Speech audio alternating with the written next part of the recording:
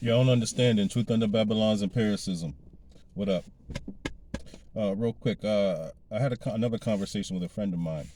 Told me that there's an agenda, there's a playbook, and the playbook consists of, well, I'm going to actually speak more or less summarize the conversation because he kind of went in depth and talked about these different facets of this conversation and a little more in depth of each particular topic within that conversation. So I'm not going to do all that right now. I'm just going to tell you in a nutshell because I'm more of a kind of plain and simple fella. I don't like to really get too intricate. But anyway, so he explained. So the basic conflict that you will have in Europe um, is over resources and energy. He says there's been the conflict in Europe for thousands of years, and they've always looked elsewhere to satisfy their need. So, and that goes for resources and environment.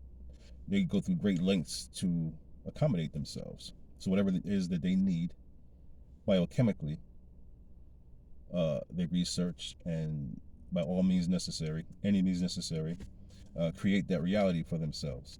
So now, in this case of resource, they have been on a quest to centralize all these resources in order to fulfill their agendas. Their agenda, or should I say, agendas, are many, and they all lead to the same direction. They all lead to, basically, you want the same outcome, same goal. And they're going to use different avenues, um, different supposed idealisms, different symbolism, but all the same trajectory to the same path. So, therefore, you can cover many avenues, many aspects of the exact tyranny all at once. So, one might not seem as tyrannical as the other, or one idea might not seem as brutal and cruel as the other, but nonetheless still the same agenda.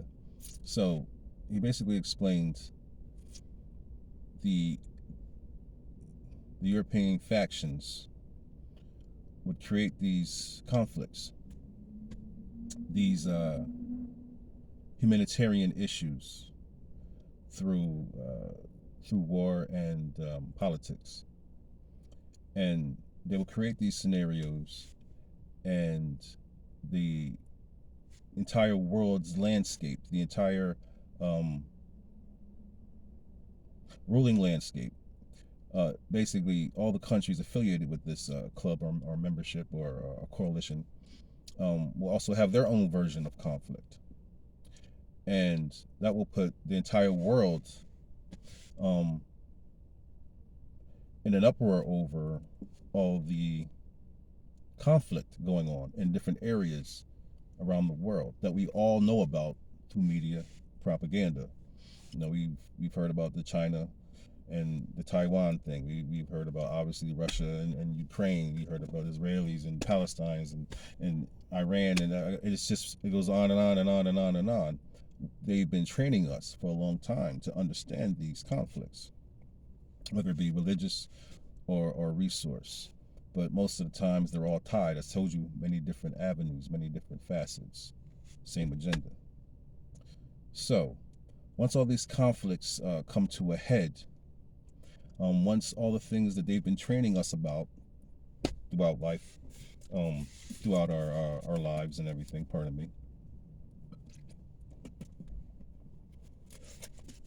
So now once all these things come to a head, and the people, which the war is about, by the way, um, their handlers basically are at war with their citizens. So every country's top officials are being led by their top officials to dictate exactly what happens in each and every country, the way that it happens. So it's all designed. But anyway, so once it comes to a head and everything, and everybody's all in an uproar, they want peace. That's all people do. That's all the people do is yell peace. We don't want the conflict. Make love, not war, and all that other people shit. Your handlers don't give a fuck. They got an agenda. But that's exactly what they look forward to, though. You just crying for peace, peace, peace, peace, peace, peace, and you being afraid of what they're telling you could happen as a result of this country and that country, and this country and that country, beefing, showing teeth, and barking, and whatever they got to do. What the outcome could be, you know, detrimental for the people. So obviously we scream, hey, no war, blah blah blah, and all that soppy shit. So uproars going on. People demand stopping to all the conflicts. Problem, reaction, solution. Ding, ding, ding.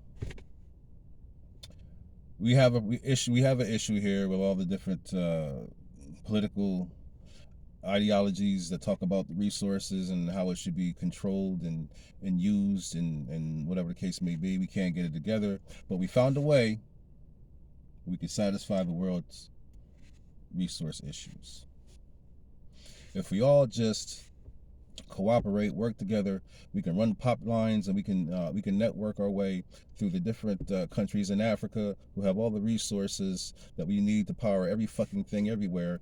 We can all just divide it up and manage the resources there in Africa, through a network of the coalitions that we have already put together and established for that to be an undertaking that won't be so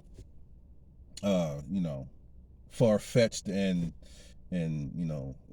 just out of this world to try to complete when they already have the systems in place to go ahead and go for it, which makes it easy for us to just go ahead and plug it in, and it'll sound all crystal clear. And yeah, that's the ticket. Yeah, everybody can be free, and don't have to worry about resources and all that stuff. We ain't got to fight, and we can regulate everything. Let's do it. And then suddenly Africa is theirs. And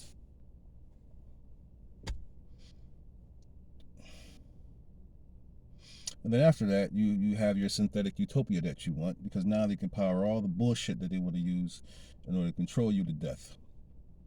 All the automation, all the information, transfers, light speed, all the biochemical adversities, all the deaths from radiation, all the things that come with this synthetic utopia that they want to live in. And that's basically the bottom line of the entire conversation. Got into much more detail about each and every different scenario involved in that. I just try to give you a brief summary of what he said, and with my own little opinion at the end. Yeah, well, it very well makes sense to me, and I've been saying things like that for a while, and I just don't see anybody moving their ass cheeks towards an acknowledgement of these facts, and moving in the direction where we can start auditing the things happening over there, in Africa right now. I don't see any real effort towards that. All I see is people going over there trying to start businesses, whatever, and blogging about what they're experiencing as far as businesses and the tourism and people in general, how they treat you and shit. But they're not talking about the real things, man. Like the real business, the real happenings behind the scenes, like why certain things are happening that it seems like the country's leaders don't care about the people, in a sense. And this has been a conditioning in Africa for a long time, making it very, very softening them up, making it easy for them to send that paperwork over there. I'm just trying to say, this is information that I got. I'm just relaying it. You can forget about it. You can share it with somebody. I appreciate if you do share, because the more information that gets out there, then the more ideas can pop up into a network throughout the community where they can actually share information and provide ways to free ourselves, at least mentally. And knowledge wise, if you don't know anything, you can't do anything. At least if you know certain information, it might be able to trigger things within you to make other things happen. So that's it. That's just me. I'm just, relaying the message. Hopefully someone, heeds it, maybe shares it, whatever, and then does what they got to do. And,